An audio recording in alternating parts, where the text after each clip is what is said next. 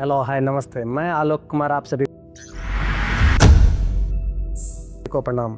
आज जो भारत में एलपीजी गैस को लेकर के स्थिति बनी हुई है, जिसे प्रिंट मीडिया अपने फर्स्ट पेज पर और डिजिटल मीडिया अपने प्राइम टाइम में चिल्ला चिल्ला कर पैनिक सिचुएशन बना दिया है, जो कि वास्तविकता में है भी। याद कीजिए, पहले जब आप गैस की बुकिंग कराते थे तो 2 दिनों में डिलीवरी मिल जाता था, पर जब आज आप गैस की बुकिंग करा रहे हैं तो एजेंसी के द्वारा 1 महीने आगे का डिलीवरी डेट दिया जा रहा है। तो सवाल है कि ये सिचुएशन क्रिएट कैसे हुआ? क्या वर्ल्ड के सभी गैस एक्सपोर्ट करने वाले देशों के पास इसका स्टॉक खत्म हो गया, या कुछ और कारण है जिसे भारतीय मीडिया हम आम पब्लिक को सही से समझा नहीं पा रही है? आइए अगले कुछ मिनटों में समझते हैं इस पैनिक सिचुएशन के पीछे के वास्तविक कारण को।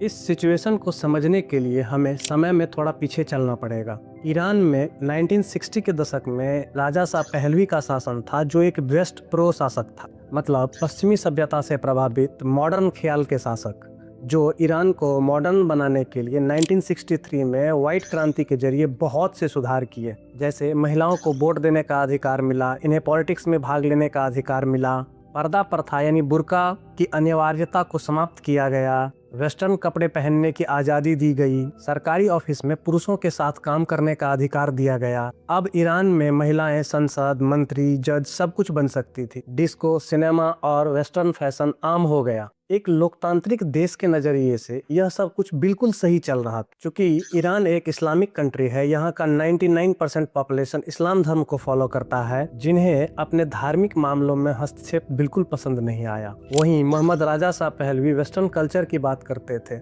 महिलाओं को वो सभी अधिकार दिए गए जो शरिया कानून के नज़र में हराम था। यही बात वहाँ के मुस्लिम स्कॉलरों को चुभने लगा। ईरान में पहलवी सरकार के खिलाफ लोग सड़कों पर उतरने लगे। कट्टरपंथी उलेमा आयतुल्लाह खामेनी भी शाह के पश्चिमीकरण और महिलाओं को दिए गए अधिकारों को इस्लाम विरोधी मानता था। उन्हें लगता था कि शाह ईरान की संस्कृति को भ्रष्ट करने लगा है। आज जो अमेरिका इस पे मिसाइल बरसा रहा है, उस समय इसे मिडिल ईस्ट का पुलिसमैन घोषित कर रखा था। यही इजराइल ईरान को उस समय अपना सबसे बड़ा कूटनीतिक दोस्त मानता था। सैन्य संबंध भी काफी मजबूत था। ईरान इजराइल को तेल की सप्लाई करता था, बदले में इजराइल ईरान के सैनिकों को ट्रेनिंग देता था और साथ साथ हथियार भी मुहैया कराता था। इस समय तक ईरान अमेरिका का सबसे करीबी सहयोगियों में से एक था। अब तक ईरान के जनता को पूरा विश्वास हो गया कि शाह अमेरिका के हाथों का कठपुतली बन चुका है। अब आता है साल 1978।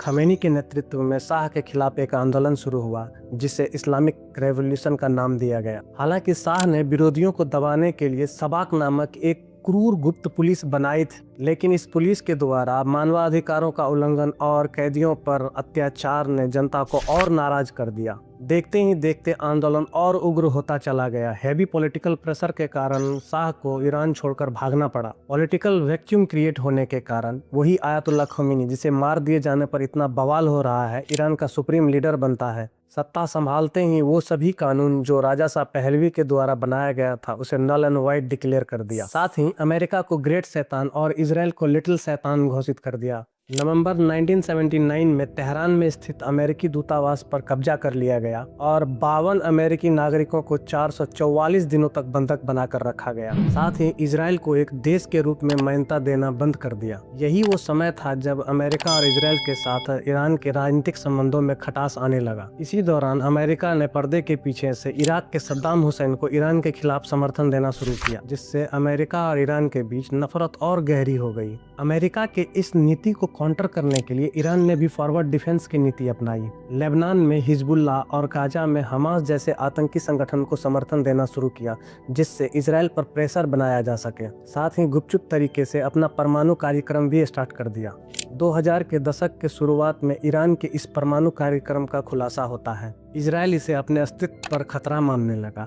उधर अमेरिका भी ईरान पर कई आर्थिक प्रतिबंध लगा दिया। अब धीरे धीरे इजराइल और ईरान के बीच एक गुपचुप युद्ध शुरू हुआ, जिसमें साइबर हमले, परमाणु वैज्ञानिकों की हत्या और समुद्री जहाजों पर हमला ये सब शामिल था। अब आता है साल 2015। ओबामा प्रशासन के दौरान ईरान और अमेरिका के बीच परमाणु समझौता होता है, जिससे इस रीजन में कुछ समय के लिए तनाव कम हुआ, लेकिन यह समझौता ज्यादा दिन तक टिक नहीं पाया। साल 2018 में डोनाल्ड ट्रंप ने अमेरिका अमेरिका को इस समझौते से बाहर कर लिया और ईरान पर दोबारा प्रतिबंध लगा दिया। फिर 2020 में अमेरिकी हमले में ईरानी सेना जनरल कासिम सुलेमानी की हत्या ने दोनों देशों को युद्ध के लिए एकदम मुहाने पर खड़ा कर दिया। अब तक एक बात सुनिश्चित हो गया था कि इन दोनों देशों के बीच युद्ध होगा, और जब होगा तब आर या पार का होगा। 28 फरवरी 2026 को अमेरिका और इजराइल ने मिलकर के ईरान पर ऑपरेशन एपिक फ्यूरी लॉन्च किया। इस हमले में ईरान के प्रमुख नेता आयतुल्लाह खमेनी के शहीद होने की खबरें आई,